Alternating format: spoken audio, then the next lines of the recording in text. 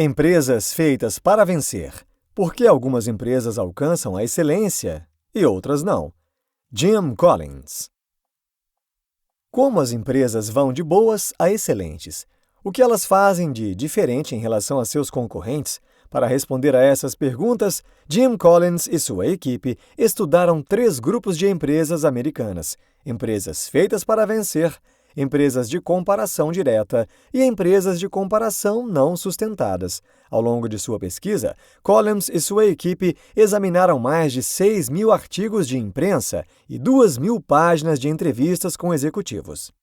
Este livro conta o que as empresas feitas para vencer fazem de diferente e ensina outras empresas a dar o mesmo salto em direção ao sucesso. O conceito de porco-espinho. Uma fábula grega coloca uma raposa contra um ouriço cacheiro. A raposa é astuta, inteligente e sorrateira. O ouriço cacheiro é lento e penoso, mas por muito engenhoso que a raposa mostre o seu ataque, o ouriço cacheiro rola para uma bola com seus espigões espetados para fora. Finalmente, a raposa sai derrotada.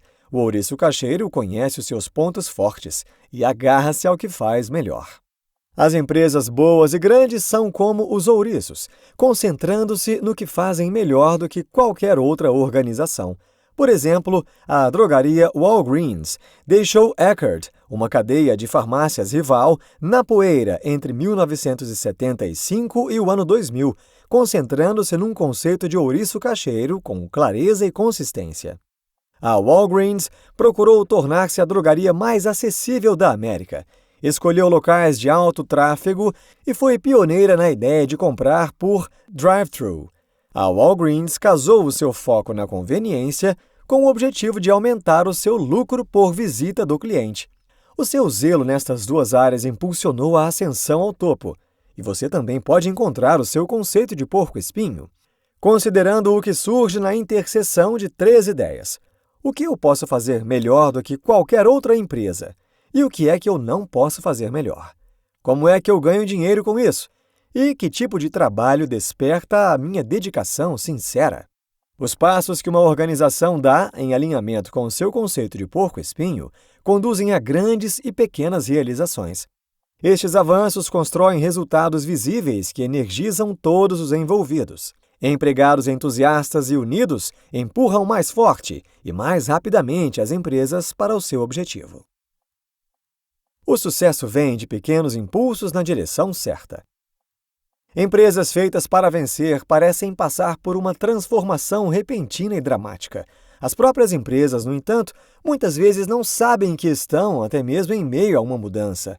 Sua transformação não tem slogan definido, evento de lançamento ou programa de mudança. Em vez disso, o seu sucesso é uma soma de pequenos impulsos na direção de sua estratégia simples, o conceito do porco-espinho. Como empurrar um volante, essas pequenas melhorias geram resultados que motivam as pessoas a ir mais longe, até que se reúne velocidade suficiente para um avanço. A fé inabalável e a adesão ao conceito do porco-espinho são recompensadas por um círculo virtuoso de motivação e progresso. Considere a Nucor, a fabricante de aço que superou o mercado de ações em geral. Depois de lutar contra a ameaça de falência em 1965, a Nucor compreendeu que poderia fazer aço melhor e mais barato do que qualquer outra empresa, usando mini-mills, produção de aço por meio de fornos elétricos com uma área de laminação semi-integrada. São consideradas uma forma mais barata e flexível de produção de aço. Eles construíram uma mini-mill, ganharam clientes, construíram outra, ganharam mais clientes e assim por diante.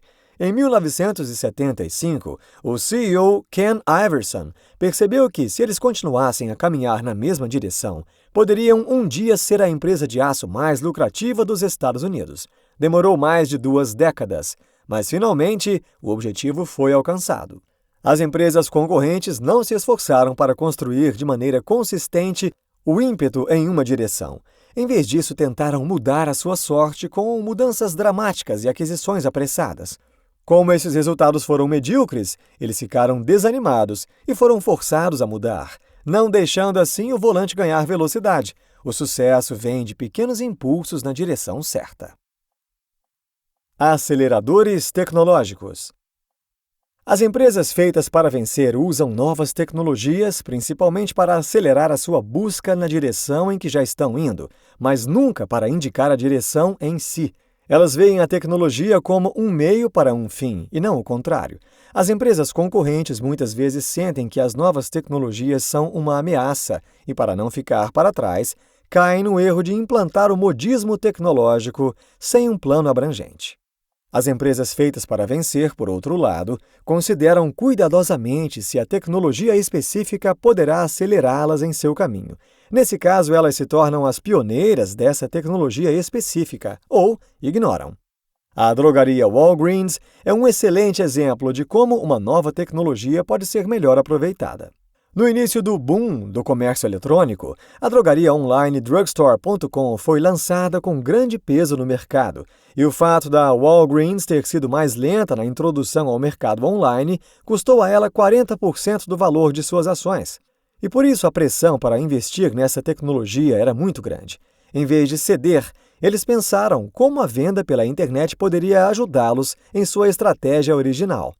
Tornar a experiência da drogaria ainda mais acessível e aumentar ainda mais o lucro por visita do cliente. Pouco mais de um ano depois, eles lançaram o Walgreens.com, alinhados com sua estratégia original por meio da criação de prescrições online. Resultado: enquanto a Drugstore.com perdeu quase todo o valor original em um ano, a Walgreens se recuperou e quase dobrou o preço de suas ações ao mesmo tempo. A nova tecnologia deve ser vista apenas como um acelerador em direção a um objetivo, não como um objetivo em si. Liderança de nível 5. Todas as empresas feitas para vencer desfrutaram de liderança nível 5 durante a transição. Os líderes de nível 5 não apenas são excelentes indivíduos, membros de equipe, gerentes e líderes, mas também ambiciosos em nome da empresa. Ao mesmo tempo, eles permanecem humildes, eles são fanáticos por resultados e desejam que sua empresa continue apresentando desempenho mesmo depois de sua saída. Longe de serem movidos pelo ego, os líderes de nível 5 são modestos e subestimados. Os líderes de nível 5 compartilham o crédito pelas realizações da empresa, minimizando seu próprio papel nelas, mas são rápidos em assumir a culpa e a responsabilidade por quaisquer deficiências. Veja, por exemplo, Darren Smith, que transformou a Kimberly-Clark em uma das principais empresas de consumo de papel do mundo. Ele se recusou a cultivar uma imagem de si mesmo como herói ou celebridade. Ele se vestia como um menino de fazenda, passava as férias trabalhando em sua fazenda em Wisconsin e costumava encontrar seus companheiros favoritos, bombeiros e eletricistas. Em contraste, 2 em cada 3 CEOs de empresas concorrentes tinham egos gigantescos, o que era uma barreira para o sucesso a longo prazo da empresa que geriam. Isso ficou ainda mais evidente na falta de planejamento de sucessão. Por exemplo, Stanley Gault, o lendariamente tirânico e bem-sucedido CEO da Rubbermaid, deixou para trás uma equipe administrativa tão superficial que com seu sucessor, a Rubbermaid deixou de ser a empresa mais admirada da Fortune Magazine para ser adquirida por uma concorrente em apenas 5 anos. Os líderes de nível 5 impulsionam transformações bem-sucedidas de boas a excelentes. Primeiro, quem, depois, o quê. Perguntar quem deve vir antes de perguntar o quê.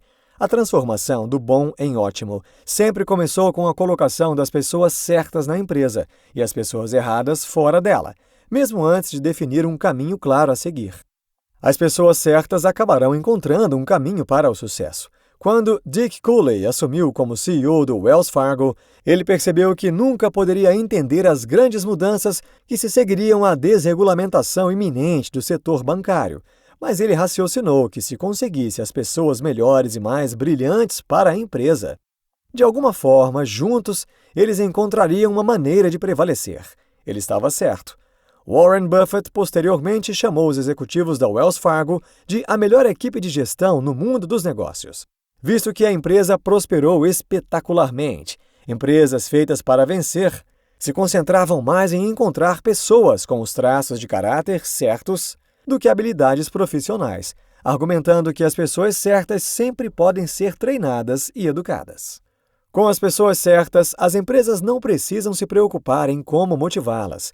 Elas se concentram em quem pagam, não em como pagam, e criam um ambiente onde os trabalhadores dedicados prosperam e os preguiçosos vão embora. Na alta administração, as pessoas saem imediatamente ou permanecem por muito tempo. Empresas feitas para vencer nunca contratam a pessoa errada, mesmo que a necessidade seja extrema, mas contratam todas as pessoas certas disponíveis, mesmo sem empregos específicos em mente para elas.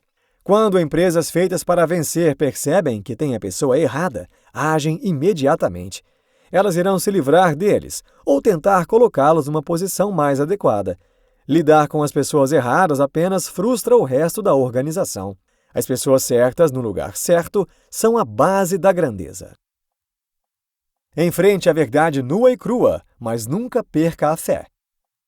Empresas feitas para vencer constantemente seguiram a linha do chamado paradoxo Stockdale, que deve o seu nome a um almirante americano capturado durante a Guerra do Vietnã. Como um oficial de alta patente detido na infame prisão Hanoi Hilton, Stockdale foi torturado várias vezes pelo inimigo e não sabia se veria sua família novamente. Apesar das circunstâncias terríveis, ele nunca perdeu a fé de que de alguma forma voltaria para casa.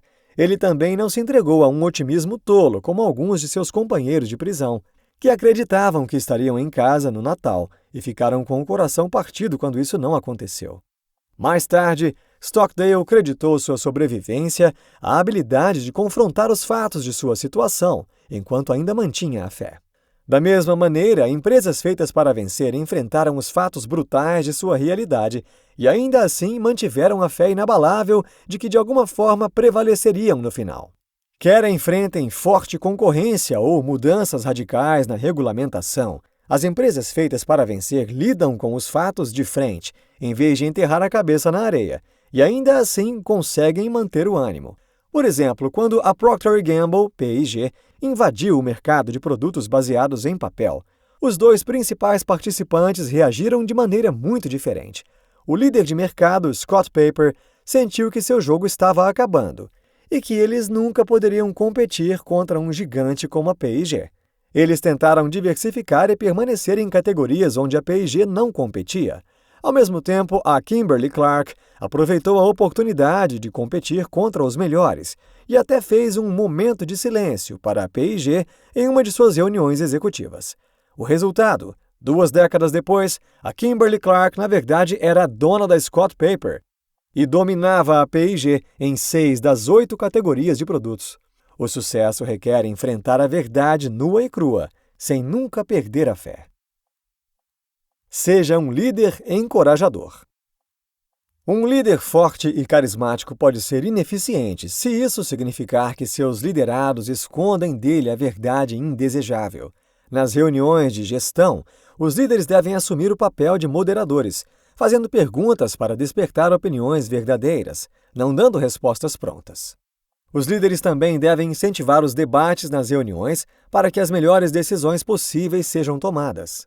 Considere o exemplo da Pitney Bowes, que deixou de ser uma produtora de medidores de postagem, prestes a perder o seu monopólio, para ser uma grande fornecedora de soluções de manuseio de documentos, superando o mercado de ações. A administração da Pitney Bowes passava a maior parte do tempo em reuniões discutindo fatos preocupantes, como sobre aquilo que estava por baixo dos panos, em vez de celebrar os seus sucessos. Quando erros são cometidos, eles devem ser estudados cuidadosamente para entender o que deu errado, e não ficar apontando os culpados, pois isso vai desencorajar as pessoas. As empresas feitas para vencer não têm mais ou melhores informações do que as empresas concorrentes. Elas apenas as confrontam e lidam com elas com mais honestidade. Os líderes devem criar um ambiente onde os fatos brutais sejam transmitidos sem hesitação. Uma cultura de autodisciplina é necessária. Dave Scott é um ex-triatleta que costumava pedalar 120 km, correr 27 km e nadar 19 km todos os dias. Apesar desse regime exaustivo, ele ainda tinha autodisciplina para enxaguar o queijo cottage em sua refeição diária, para minimizar o consumo de gordura. Empresas feitas para vencer estavam repletas de pessoas com o mesmo nível de dedicação e intensidade de Dave, trabalhando em direção a uma estratégia simples. Considere o Wells Fargo, um banco que entendeu que a eficiência operacional seria um fator importante no mundo bancário desregulamentado. Eles congelaram os salários dos executivos, venderam os jatos corporativos e substituíram a sala de jantar executiva por um buffet barato de dormitório universitário. O CEO até começou a repreender as pessoas que entregavam relatórios em pastas caras e sofisticadas. Tudo isso pode não ter sido necessário para que a Wells Fargo se tornasse uma grande empresa, mas demonstra que eles estavam dispostos a ir além. Uma cultura de disciplina não é o mesmo que uma tirania disciplinar. CEOs tirânicos às vezes comandam um período temporário de grandeza para suas empresas, mas esse período logo desmorona, depois que o tal tirano vai embora. Tomemos como exemplo Stanley Gold, o CEO da Rubbermaid, que admitiu ser um tirano sincero e esperava que seus gerentes trabalhassem as mesmas 80 horas semanais que ele. Depois que ele saiu, a Rubbermaid perdeu 59% de seu valor em apenas alguns anos, pois nenhuma cultura duradoura de disciplina foi deixada para trás. Uma cultura de autodisciplina rigorosa é necessária para aderir ao conceito do porco-espinho. Insights. A raposa sabe muitas coisas, mas o ouriço sabe uma grande coisa. Coloque seus melhores funcionários em suas maiores oportunidades, não em seus maiores problemas. Envolva-se no diálogo e no debate, sem coerção. Quando usada corretamente, a tecnologia se torna um acelerador de impulso, não um criador dele. A verdadeira questão não é por que ser grande, mas que trabalho me faz sentir desafiado a criar grandeza? Neste livro você aprendeu que para que as empresas deem o grande salto da mediocridade para a grandeza, devem buscar um conceito estratégico simples, como o exemplo do porco-espinho, isto é, sem perder o seu foco ao longo da jornada, reforçando a estratégia com pequenos esforços diários, contratando as pessoas certas que se transformarão em líderes humildes, que vão trabalhar para a implantação de uma cultura de autodisciplina. Além de utilizar a tecnologia como um acelerador aliado, todos esses passos resultarão no sucesso que todas as empresas feitas para vencer obtiveram.